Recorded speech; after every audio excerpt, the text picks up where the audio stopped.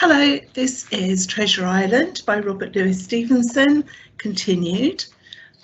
We are at part 2, The Sea Cook, and this is chapter 7, I Go to Bristol. It was longer than the squire imagined ere we were ready for the sea, and none of our first plans, not even Dr. Livesey's, of keeping me beside him, could be carried out as we intended. The doctor had to go to London for a physician to take charge of his practice.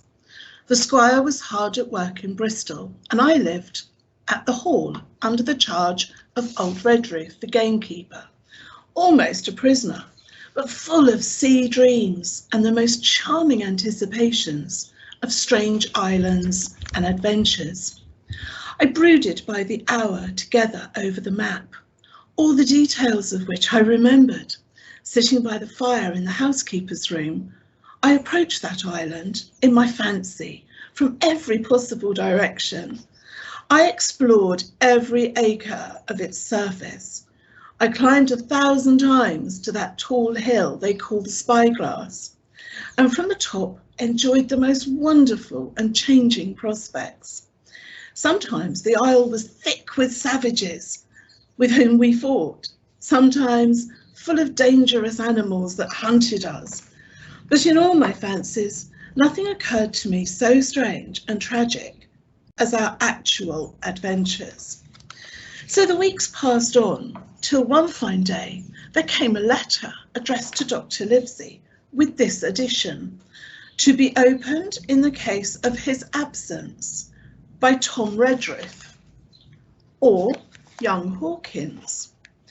Obeying this order, we found, or rather I found, for the gamekeeper was a poor hand at reading anything but print, the following important news.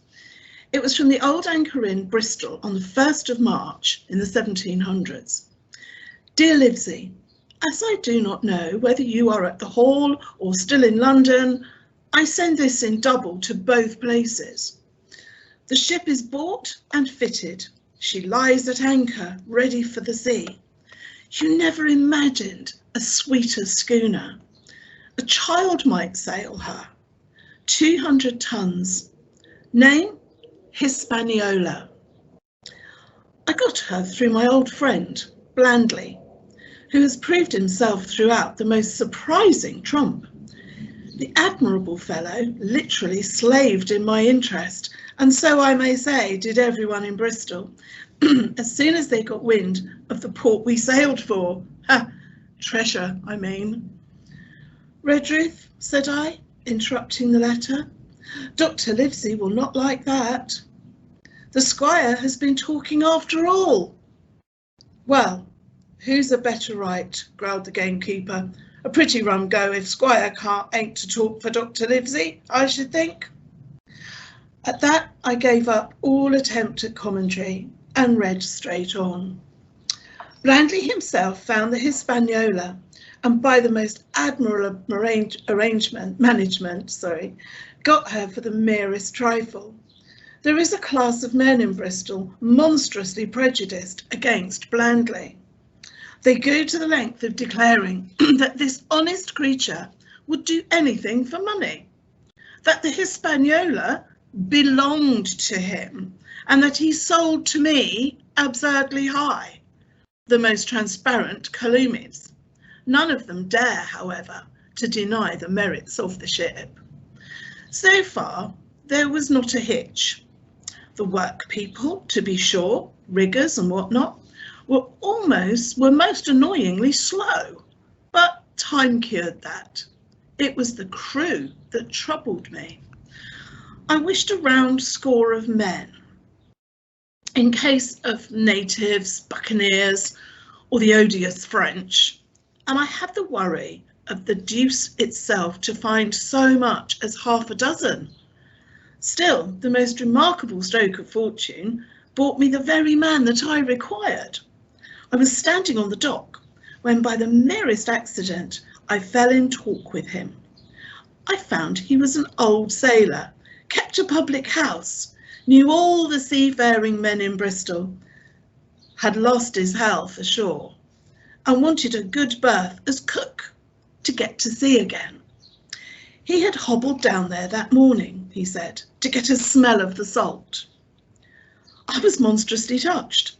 So would you have been, and out of pure pity, I engaged him on the spot to be the ship's cook. Long John Silver, he's called, and has lost a leg, but that I regard as a recommendation, since he lost it in his country's service, under the immortal Hawke. He has no pension, Livesey. Imagine the abominable age we live in. Well, sir, I thought I had only found a cook, but it was a crew I had discovered. Between Silver and myself, we got together in a few days a company of the toughest old salts imaginable. Not pretty to look at, but fellows, by their faces, of the most indomitable spirit. I declare we could fight a frigate. Long John even got rid of 2 out of the 6 or 7 I had already engaged. He showed me in a moment that they were just the sort of freshwater swabs we had to fear in an adventure of importance. I'm in the most magnificent health and spirits, eating like a bull, sleeping like a tree, yet I shall not enjoy a moment till I hear my old tarpaulins tramping around the capstan. Seaward ho! Hang the treasure! It's the glory of the sea that has turned my head. So now, Livesey, come post. Do not lose an hour, if you respect me. Let young Hawkins go at once to see his mother, with Redruth for a guard, and then both come full speed to Bristol.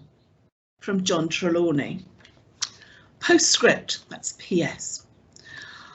I did not tell you that Blandley, who, by the way, is to send a consort after us if we don't turn up by the end of August, had found an admirable fellow for sailing master. A stiff man, which I regret, but in all other respects a treasure. Long John Silver unearthed a very competent man for a mate, a man named Arrow. I have a boatswain who pipes, Livesey, so things shall go man-o'-war fashion on board the good ship Hispaniola. I forgot to tell you that Silver is a man of substance.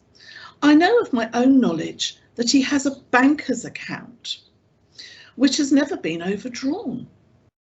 He leaves his wife to manage the inn, and as she is a woman of colour, a pair of old bachelors like you and I may be excused for guessing that it is the wife, quite as much as the health, that sends him back to roving. PPS. Hawkins may stay one night with his mother. JT. Well, you can fancy the excitement into which that letter put me. I was half beside myself with glee, and if ever I despised a man, it was old Tom Redruth, who could do nothing but grumble and lament. Any of the under gamekeepers would gladly have changed places with him, but such was not the squire's pleasure, and the squire's pleasure was like law among them all. Nobody but old Redruth would have dared so much as to even grumble. The next morning he and I set out on foot for the Admiral Benbow, and there I found my mother in good health and spirits. The captain, who had so long been a cause of so much discomfort, was gone where the wicked cease from troubling. The squire had had everything repaired, and the public rooms and the sign repainted, and had added some furniture. Above all, a beautiful armchair for my mother in the bar. He had found her a boy as an apprentice also, so that she should not want help while I was gone. It was on seeing that boy that I understood for the first time my situation. I'd thought up to that moment of the adventures before me, not at all of the home that I was leaving. And now, at sight of this clumsy stranger, who was to stay here in my place beside my mother, I had my first attack of tears. I'm afraid I led that boy a dog's life, for as he was new to the work, I had 100 opportunities of setting him right and putting him down, and I was not slow to profit by them. The night passed, and the next day, after dinner, Redruth and I were afoot again, and on the road. I said goodbye to Mother and the cove, for where I had lived since I was born, and the dear old Admiral Benbow. Since he was repainted, no longer quite so dear. One of my last thoughts was of the captain, who had so often strode along the beach with his cocked hat, his sabre-cut cheek and his old brass telescope. Next moment we had turned the corner and my home was out of sight. The mail picked us up about dusk at the Royal George on the Heath. I was wedged in between Redruth and a stout old gentleman, and in spite of the swift motion and the cold night air, I must have dozed a great deal from the very first, and then slept like a log, up hill and down dale, through stage after stage, for when I was awakened at last, it was by a punch in the ribs. I opened my eyes to find that we were standing still before a very large building in a city street, and that the day had already broken a long time. "Where are we?" I asked. "Bristol," said Tom. "Get down." Mr. Trelawney had taken up his residence at an inn far down the docks to superintend the work upon the schooner. Thither we had now to walk, and our way, to my great delight, lay among the quays and beside the great multitude of ships of all sizes and rigs and nations. In one, sailors were singing at their work. In another, there were men aloft, high over my head, hanging to threads that seemed no thicker than a spider's. Though I had lived by the shore all my life, I seemed never to have been near the sea till then. The smell of tar and salt was something new. I saw the most wonderful figureheads that had all been far over the ocean. I saw besides many old sailors with rings in their ears and whiskers curled into ringlets and tarry pigtails, and their swaggering, clumsy sea walk, and if I'd seen as many kings or archbishops, I could not have been more delighted. And I was going to see myself, to sea in a schooner with a piping boatswain, a pigtailed, singing seaman to sea, bound for unknown land and to seek for buried treasure.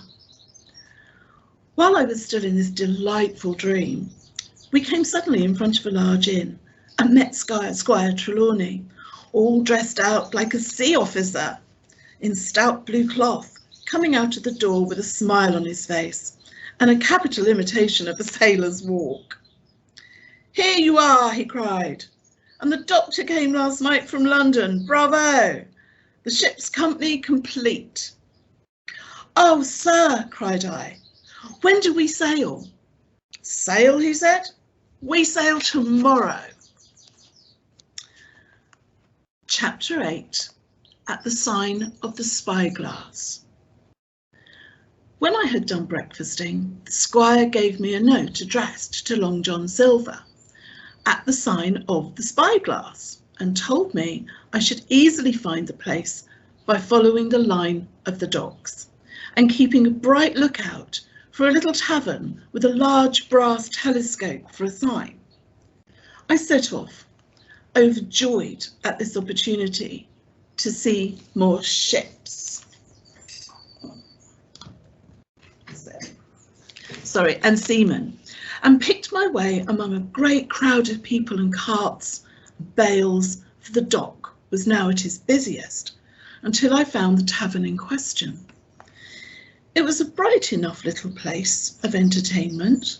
The sign was newly painted, the windows had neat red curtains, the floor was neatly sanded, and there was a street on each side and an open door on both, which made the large low room pretty clear to see in spite of clouds of tobacco smoke.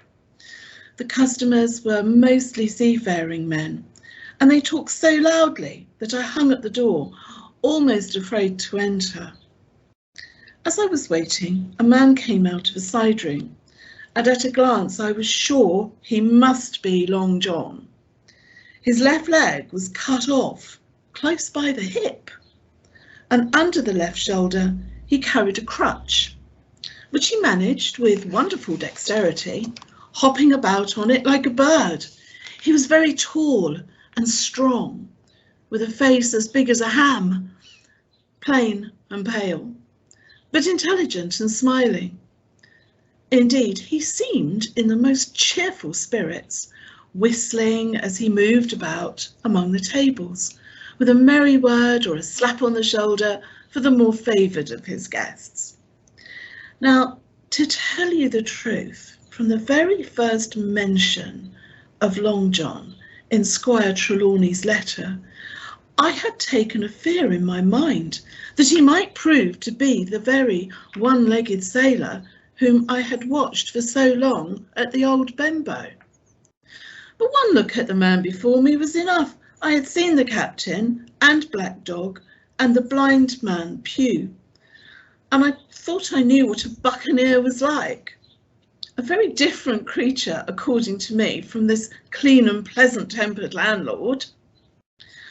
I plucked up courage at once, crossed the threshold, and walked right up to the man where he stood, propped on his crutch, talking to a customer. "Mr. Silver, sir?" I asked, holding out the note. "Yes, my lad," he said, "such is my name, to be sure, and who may you be?" And then, as he saw the squire's letter, he seemed to me to give something almost like a start. "Oh," he said, quite loud, and offering his hand. "I see. You're our new cabin boy. Pleased I am to see you." And he took my hand in his large, firm grasp. And then one of the customers at the far side rose suddenly and made for the door. It was close by him, and he was out in the street in a moment. But his hurry had attracted my notice, and I recognised him at a glance. It was the tallow-faced man, wanting two fingers, who had come first to the Admiral Benbow. "Oh," I cried, "stop him, it's Black Dog." "I don't care two coppers who he is," cried Silver, "but he hasn't paid his score. Harry, run and catch him." One of the others, who was nearest the door, leapt up and started in pursuit. "If he were Admiral Hawke, he shall pay his score." Sorry, wrong voice. "He shall pay his score," said Silver. And then, relinquishing my hand, "Who did you say he was?" he asked. "Black what?" "Dog, sir," said I. "Has Mr. Trelawney not told you of the buccaneers? He was one of them." "So," cried Silver, "in my house. Ben, run and help Harry. One of those swabs, was he? Was that you drinking with him, Morgan? Step up here." The man, who he called Morgan, an old grey-haired, mahogany-faced sailor, came forward pretty sheepishly, rolling his quid. "Now, Morgan," said Long John very sternly, "you never clapped your eyes on that Black Dog before, did you now?" No, I, sir," said Morgan, with a salute. "You didn't know his name, did you?" "No, sir." "By the powers, Tom Morgan, it's as good for you," exclaimed the landlord.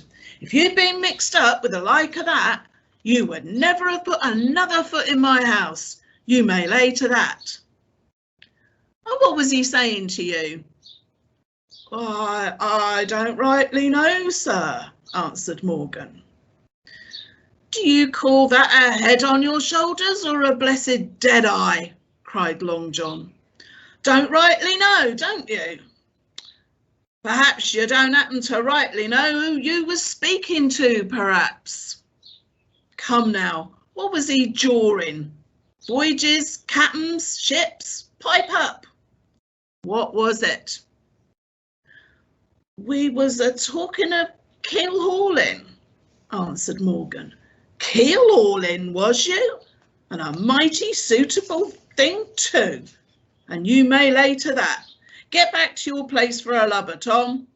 Then, as Morgan rolled back to his seat, Silver added to me in a confidential whisper. That was very flattering, I thought. He's quite an honest man, Tom Morgan, only stupid.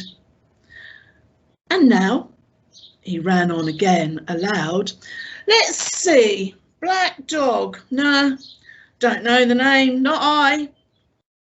Yeah, I kind of think I've seen the swab. He used to come here with a blind beggar, he used. That he did, you may be sure, said I. I knew that blind man too. His name was Pugh. It was, cried Silver, now quite excited. Pugh, that were his name for certain. Ah, he looked a shark, he did. If we run down this Black Dog now, there'll be news for Captain Trelawney. Ben's a good runner. Few seamen run better than Ben. He should run him down. Hand over hand by the powers. He talked of keel-hauling, did he? I'll keel-haul him. All the time he was jerking out these phrases. He was stumping up and down the tavern on his crutch, slapping tables with his hand and giving such a show of excitement as would have convinced an Old Bailey judge or a Bow Street runner.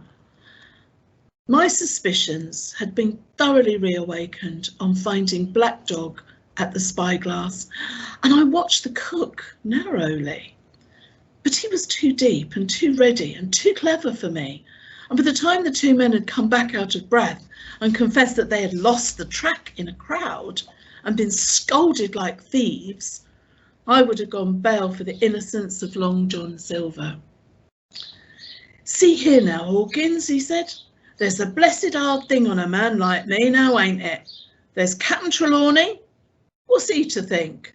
Here I have this confounded son of a Dutchman sitting in my own house, drinking my own rum. Here you comes and tells me of it plain, and here I let him give us all the shit before my blessed deadlights. Now, Hawkins, you do me justice with the captain. You're a lad, you are, but you're as smart as paint. I see that when you first came in. Now, here it is. What could I do? With this old timber, I hobble on. When I was an A.B. master mariner, I'd have come up alongside of him, hand over hand, and broached him into a brace of old shakes, I would. And now... Then all of a sudden, he stopped and his jaw dropped, as though he'd remembered something. The score, he burst out. 3 goes of rum. Why, shiver my timbers if I hadn't forgotten my score. And falling on a bench, he laughed until the tears ran down his cheeks. I could not help joining, and we laughed together, peal after peal, until the tavern rang again. Why, what a precious old sea calf I am, he said at last, wiping his cheeks. You and me should get on well, Hawkins, for I'll take my Davy. I should be rated ship's boy. But come now, stand by to go about. This won't do. Duty is duty, messmates. I'll put my old cocked hat and step along of you to Captain Trelawney and report this here affair. For mind you, it's serious, young Hawkins, and neither you nor me's come out of it with what I should make so bold as to call credit. Nor you neither, says you, not smart. None of the pair of us smart, but dash my buttons, that was a good un about my score. And he began to laugh again, and so heartily that I thought, well, I didn't see the joke as he did. I was again obliged to join him in his mirth. On our little walk along the quay, he made himself the most interesting companion, telling me about the different ships that we passed by and their rig, tonnage, nationality, explaining the work that was going forward, how one was discharging, another taking in cargo, and a third making ready for sea. And every now and then telling me some little anecdote of ships or seamen, or repeating a nautical phrase till I'd learnt it perfectly. I began to see that here was one of the best of possible shipmates. When we got to the inn, the squire and Dr. Livesey were seated together, finishing a quart of ale with a toast in it before they should go aboard the schooner on a visit of inspection. Long John told the story from first to last with a great deal of spirit and most perfect truth. "That was how it were now, weren't it, Hawkins?" he would say now and again, and I would always bet him entirely out. The two gentlemen regretted that Black Dog had got away, but we all agreed there was nothing to be done. And after he had been complimented, Long John took up his crutch and departed. "All hands aboard by 4 this afternoon," shouted the squire after him. "Aye, aye, sir," cried the cook in the passage. "Well, squire," said Dr. Livesey, "I don't put much faith in your discoveries as a general thing, but I will say just this. Long John Silver suits me." "That man's a perfect trump," replied the squire. "And now," added the doctor, "Jim may come on board with us, may he not?" "To be sure he may," said the squire. "Take your hat, Hawkins, and we'll see the ship." This is chapter 9, Powder and Arms. The Hispaniola lay some way out, and we went under the figureheads and around the sterns of many other ships, and their cables, sometimes grated beneath our keel and sometimes swung above us. At last, however, we swung alongside and were met and saluted as we stepped aboard by the mate, Mr. Arrow, a brown old sailor with earrings in his ears and a squint. He and the squire were very thick and friendly, but I soon observed that things were not the same between Mr. Trelawney and the captain. The last was a sharp-looking man who seemed angry with everything on board, and was soon to tell us why, for we had hardly got sat down in the cabin when a sailor followed us. "Captain Smollett, sir, asking to speak with you," said he. "I'm always at the captain's orders. Show him in," said the squire. The captain, who was close behind his messenger, entered at once and shut the door behind him. "Well, Captain Smollett, what have you to say? All well, I hope? All shipshape and seaworthy?" "Well, sir," said the captain, "better speak plain. I believe, at the risk of offence, I don't like this cruise.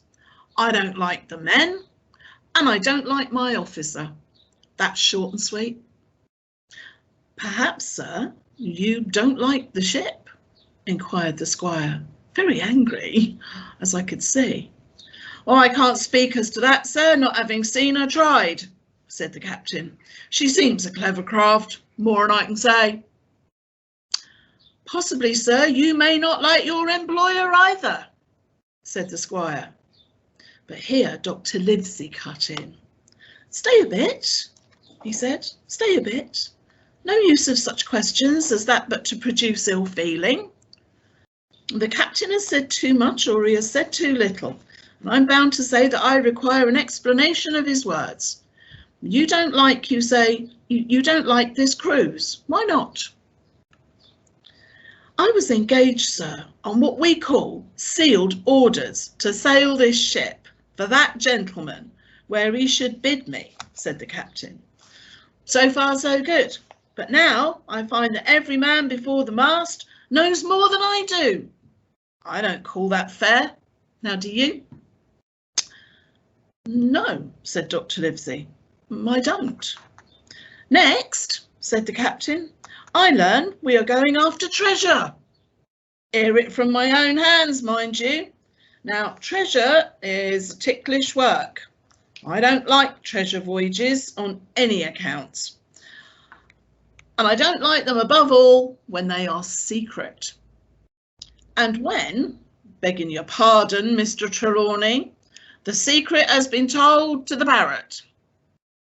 Silver's parrot? Asked the squire. It's a way of speaking, said the captain. Blabbed, I mean. It's my belief neither of you gentlemen know what you are on about, but I tell you my way of it. Life or death and a close run. Oh, that's all clear, and I dare say true enough, replied Dr. Livesey. We take the risk, but we are not so ignorant as you believe us. Next, you say you don't like the crew.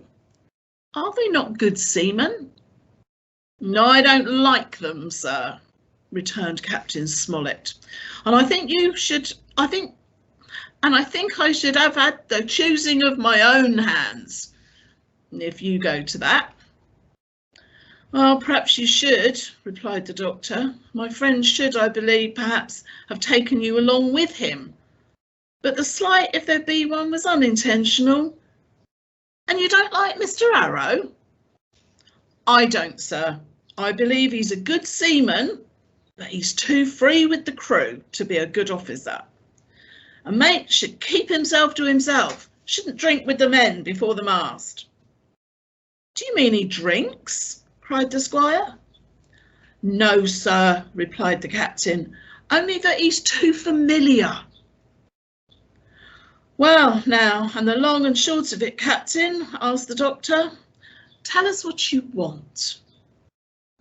Well, gentlemen, are you determined to go on this cruise? Like iron, said the squire. Very good, said the captain. Then, as you've heard me very patiently saying things I could not prove, hear me a few words more. They're putting the powder and the arms to the forehold. Now, you have a good place under the cabin. Why not put it there? First point. Then you're bringing 4 of your own people with you, and they tell me some of them are to be berthed forward. Why not give them the berths here, beside the cabin? Second point. Any more? Asked Mr. Trelawney. One more, said the captain. There's been too much blabbing already. Far too much, agreed the doctor. I'll tell you what I've heard myself, continued Captain Smollett, that you have a map of an island, and there's crosses on the map that show where treasure is, and that the island lies, and then he named the latitude and longitude exactly. I never told that, cried the squire, to a soul. The hands know it, sir, returned the captain. Livesey, that must have been you, or Hawkins, cried the squire. Doesn't much matter who it was, replied the doctor, and I could see that neither he nor the captain paid much regard to Mr. Trelawney's protestations. Neither did I, to be sure. He was so loose a talker, yet in this case I believe he was really right, and that nobody had told the situation of the island.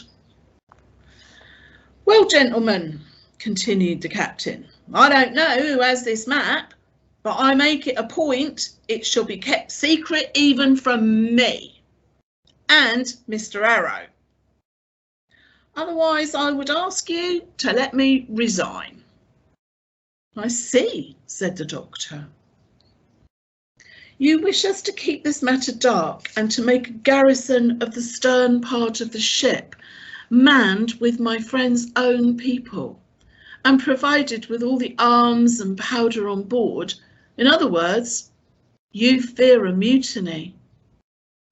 Sir, said Captain Smollett, with no intention to take offence, I deny your right to put words into my mouth.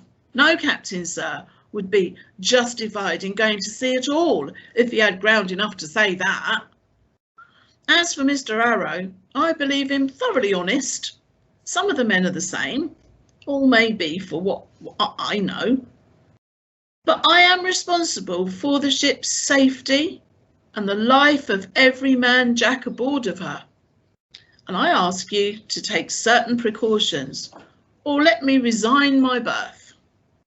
And that's all.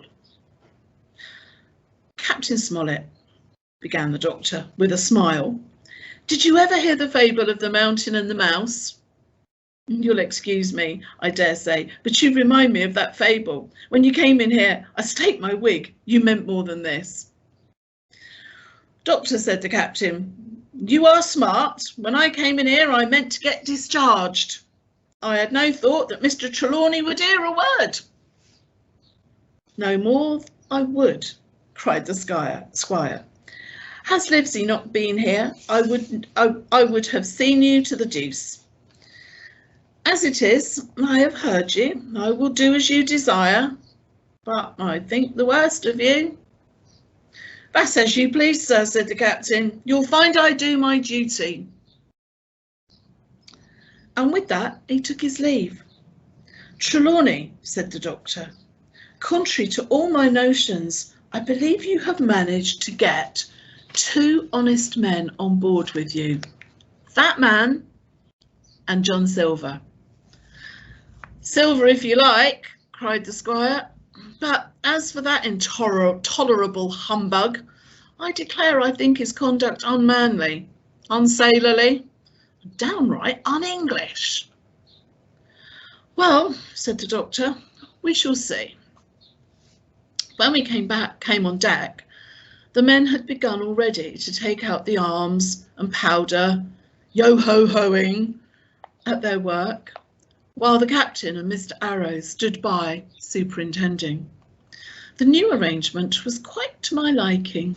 The whole schooner had been overhauled, 6 berths had been made astern, out of what had been the after part of the main hold, and this set of cabins was only joined to the galley and forecastle, I think, by a spared passage on the port side. It had been originally meant that the captain, Mr. Arrow, Hunter, Joyce, the doctor and the squire were to occupy these 6 berths. Now Redruth and I were to get 2 of them. And Mr. Arrow and the captain were to sleep on deck in the companion, which had been enlarged on each side till you might have called it a roundhouse. Very low it was still, of course, and there was room to swing 2 hammocks, and even the mate seemed pleased with the arrangement. Even he, perhaps, had been doubtful as to the crew, but that is only guess, for as you shall hear, we had not long the benefit of his opinion. We were all hard at work, changing the powder in the berths, when the last man or 2, and Long John, came off in a shore boat. The cook came up the side like a monkey for cleverness, and as soon as he saw what was doing, "So ho, mates," he said, "what's this?" "We're a-changing the powder, Jack," answers one. "Why, by the powders," cried Long John, "if we do, we'll miss the morning tide." "My orders," said the captain shortly. "You may go below, my man. Hans, we'll want supper." "Aye, aye, sir," answered the cook, and touched his forelock. He disappeared at once in the direction of his galley. "That's a good man, Captain," said the doctor. "Very likely, sir," replied Captain Smollett. "Easy with that, men, easy." He ran on to the fellows who were shifting the powder, and then suddenly observing me examining the swivel we carried amidships, a long brass 9. "Here, you, ship's boy," he cried. "Out of that, off with you to the cook and get some work." And then I was hurrying off. I heard him say quite loudly to the doctor, "I'll have no favourites on my ship." I assure you I was quite of the squire's way of thinking and hated that captain deeply. Thank you for listening. Goodbye.